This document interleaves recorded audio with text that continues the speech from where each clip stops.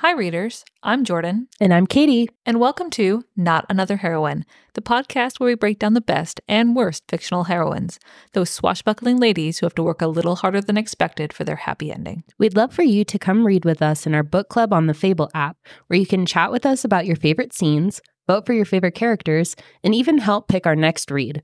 Or you can follow us on Instagram to get a sneak peek at upcoming content.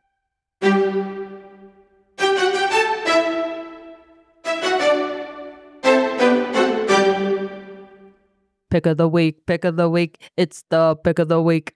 These are getting worse as we go. Can I get a replay? No. You're going to have to listen to this episode again, because I will never again in my entire life make that noise. Okay, well, yes, it is pick of the week time. And it is your pick of the week. That it is. So what are we reading? So as you guys know, last week I was feeling a little under the weather, not great. I kind of sequestered myself to my bed and didn't do anything except read. And so my pick of the week is the quintessential trashy romance, A Promise of Fire by Amanda Bouchet. Okay, so let me caveat this. I gave this book... I feel so betrayed by this book, Katie. That's fair. I also feel like I betrayed myself by reading this book. Okay, so I gave it 3.5 stars. I've explained it to Jordan. So the setting in the magic building, magic concept behind it is super fun. It's kind of like a Greek mythology sort of hints and stuff. So there's the gods, and then some people have powers. So the society is split into people that have magic and people that don't. And so in one of the three kingdoms, there's been this power struggle, and this group of non-magic kind of tribe folk have come and conquered one of the kingdoms and installed themselves as the governing body, I guess. And of course, obviously, there's super hot tribal man. I pictured Dothraki warriors. Oh, I did too. From Game of Thrones. Exactly. Okay. Spot on. That is the main male love interest character. And then, of course, obviously, because this is fantasy romance, we have a girl who has, a deep, dark secret that she can't ever tell anyone about her heritage. And she's working in this carnival kind of thing, is a toothsayer. You know what I'm talking about, right? What is that word? Did you just say a toothsayer? Oh my God, right? That is the quote of the episode. It's a toothsayer. Holy shit. She tells fortunes? She's a fortune teller, Katie. Okay, but that's a word. I swear to God. Okay, no, I'm over it. It's a soothsayer. Oh, a soothsayer. Okay, not a toothsayer. not a toothsayer. Okay, she's a fortune teller because she has... Leave me alone. I was sick while I was reading this. Okay, come on. But she is, her magical power is the kingmaker, which is basically she can tell truth from lie. She gets a little zap kind of thing going when people lie around her. And so, male counterpart, his name is Griffin, I think. Oh no, Griffin, you said? Yeah. What a unique name. Yep. That's just, Yep, Griffin. He comes basically to kidnap her because he realizes, that she's the kingmaker. He's been watching her for a while. Him and his homies kind of kidnap her. And again, with all kidnapping books, at least in this one, instead of the elf tangent, she kind of puts up a fight, and she's kind of a dick to him. But also this is trashy romance, so he, immediately falls in love with her. And the plot kind of follows that they, are going back to the kingdom that he's taken over. And I don't want to reveal what her secret is, but you get hints of it throughout this book. But super powerful heroine figure, can fight, is, knows all of the magical Achilles heels of all of these monsters that they have to face. And she had a really rough childhood. You know, she was tortured by her family and et cetera, et cetera. We've heard this same refrain how many times? They get to the kingdom. Obviously, she somehow magically knows all about court etiquette. And, you know, she has to mentor this family of non-magical folk who, you know, are just tribesmen. They don't have any kind of etiquette or social cues. So she has to teach them, or else, you know, they're going to be eaten alive by the other magical people that they now have to like rule over. So we have that problematic subplot going on. So, okay. Yeah. I DNF'd this book. Yep, but fair. what I did enjoy was how sassy she was. Oh Like, my God. That almost kept me going. Yep. Like, she's got some good banter. Oh, yeah. So her throughout this book is this like sassy kind of like, I like the fact that she's described as being bigger. She's got the like big hips, attitude thing going on. And she kind of like maintains that the whole time. She doesn't do the whole like, oh my God, I've been, you know, kidnapped by this, like big, strong man. And I like won't ever be able to like, you know, get away from him. She's like constantly like, I'll fuck you up. Like, I ain't scared. That is her the whole book. And yeah, it's basically them just trying to heat off the people that are trying to hunt her down because, you know, her deep, dark secret and her crazy past are coming back to haunt her. And that's really it. Again, 3.5 stars. It's one of those books that, like, if you're sick and you're kind of sequestered in your bed and you feel kind of like down and just kind of like, this is one of those like quintessential trashy romance where you're just like, I just want to turn my brain off for a little bit and read something that is like not great, but like will give me what I need with the least amount of like negative impact. Okay, so didn't you find this book? I remember you telling me about this when you first started reading it. You found it on like a top 10 list or something? Oh, yeah. Okay, so for Excuse me? yeah. So for our readers, Goodreads, you can like click on each of the categories of a book. And fantasy romance, I am slowly but surely making my way through like the general Goodreads fantasy romance like tag. And so I've obviously read like a lot of them, but this one was like number 8 or number 9 on this fucking list. Yeah. Really? Yeah. And like it has a lot of good reviews. Like, let me look. Okay, so 4 stars with 37,000 reviews. Like that's pretty high. And it was fine. It's a bummer though, because like she's, you know, obviously described as very like hippie and beautiful. Hippie as in like curvy and beautiful, and like the whole male like team they have all flirt with her. It's one of those dynamics that I don't love.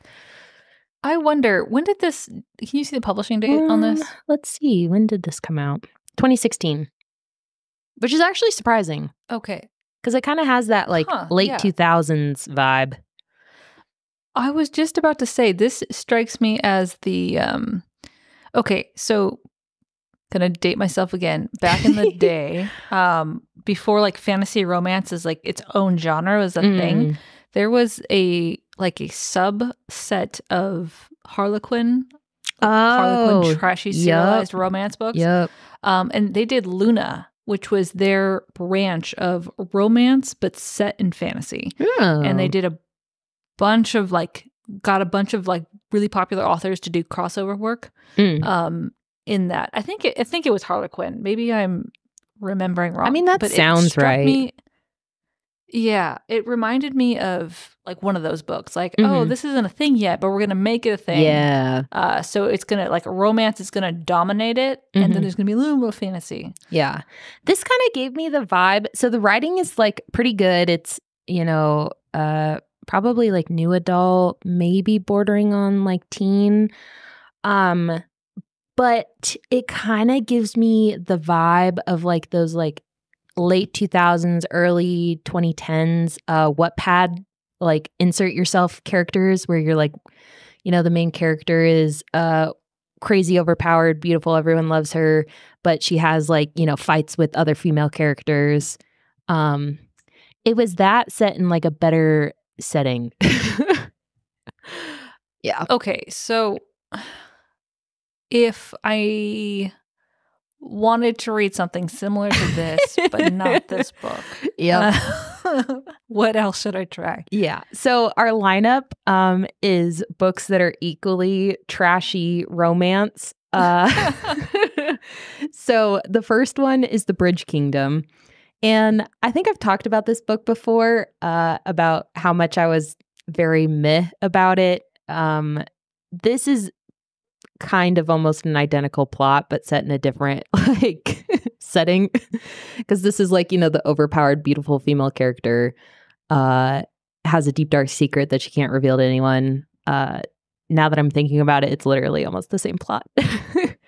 Oh, man. Yeah. So second one, this one I'm almost embarrassed to say that I'm not embarrassed to say I've read this book, because I just have no sense of... Just spit it out, Katie. What book is this? Okay, so it's called Trickery. It's written by Jamin Eve and Jane Washington. And if you're familiar with anything that Jane Washington has read, it's some like straight up smut.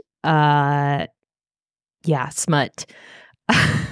Oh, Katie, I just pulled this book up. Yep. Oh my God.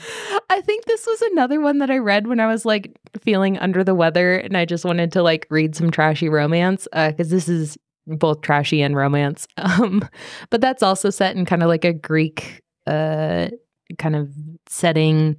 You have people that are like blessed by the gods with special powers. Also, the main character is, beautiful. All the men love her and her little group.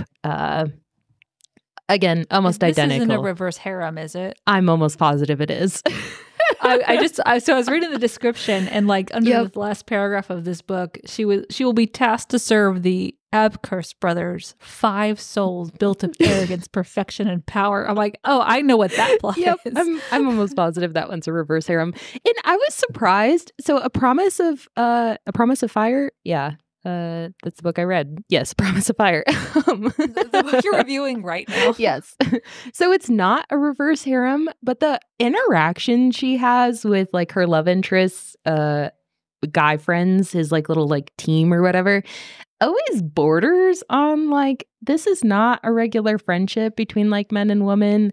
Like it's that very like romanticized, like lusted over by her friends, but they're like just friends. I feel like there's always books that have that like weird problematic vibe. And then also problematic. So the reason I gave this such a low score, like it was like a fun read. However, and I was surprised, I was slightly triggered. So there's nothing in the reviews about this. So I will say there is a lot of like dubious consent in this book. And it was the one thing that like, there was several times where I'm like, I don't know how much more of this I can handle. Because there was a lot of instances where the main character, Kat, she didn't want to have really like a relationship with the male character because, she was scared that he was going to get hurt by, her deep, dark secret or whatever. And he would just like continue to like kiss her, or they would have like romantic interludes.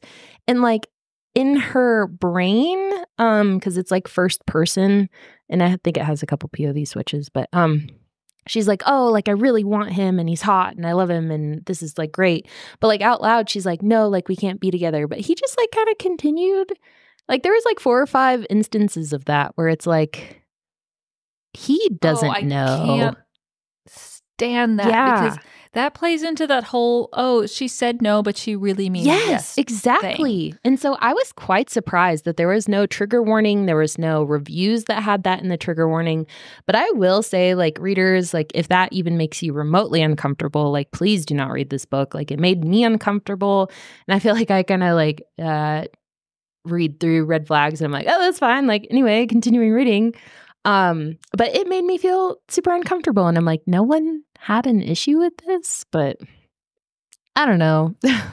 So I think tropes like that, obviously there's hundreds of books that need trigger warnings. Yeah. Like everything published in the 80s, for example, like in the romance genre. We were just talking about that earlier. Yep. And like as you read it, you like overlook it sometimes, or like you've read it so much it just doesn't register after a while. Yeah. And I think that's okay in adult books because you can identify like, oh, this is fantasy, this is fiction, this is not okay in real life. But in like, I think this book sits kind of in the middle of like YA, new A, right? And that's why I have issues with those kinds of things. Absolutely. In a book geared towards younger readers. Yes. They really can't tell what's okay and what's not okay. Yeah. Because like we definitely both have like the benefit of healthy relationships and understanding like emotional well-being and consent. But like younger, like girls specifically, maybe don't understand that quite. So I hate it when we have these like female characters that like, you know, go through all this dubious consent and they're like, but I love him, but like I don't want to have like a relationship with him. And the male character's like, anyways, we're gonna fuck. You know, it's like, it's like, that's oh my gosh, I wish the listeners could have seen your face when you just said that. Oh my god. But yeah. So there's a lot of like dubiousness behind this book. And it sucks because like the world and like magic system is so fucking fun. Like that's where all of my stars really came from, is like the background, the like gods intervening in like their life and events and stuff. It's so fun. But yeah, lots of dubious consent, and it's very much trashy romance. Only read it when you like can't really critically, you know, examine the literature that you're consuming. So maybe tack on to your if you like the setting. Oh, because we only did two. Greek. Yeah. So there's an author, PC Cast. I don't know if you've read her stuff. Sounds familiar. She does like Greek mythology themed books. Yeah. And I don't know what else she does. I read her a long, long time ago.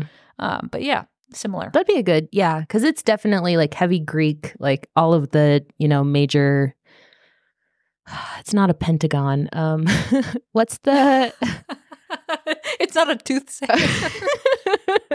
This is me just getting words slightly wrong. Pantheon. There we go. It has all the major gods of the pantheon. That's cool. Yeah. I mean, yeah, that would intrigue me. Yeah. Like I really do enjoy those settings. So maybe not for everyone, but dabble a little bit. Yeah. So once you've been warned. Once your tolerance level is lowered down by, you know, influenza or stomach poisoning, like this is the book for you. Thank you for that summary and the warnings. So from Katie's shelf to yours. We'll see you on the next page.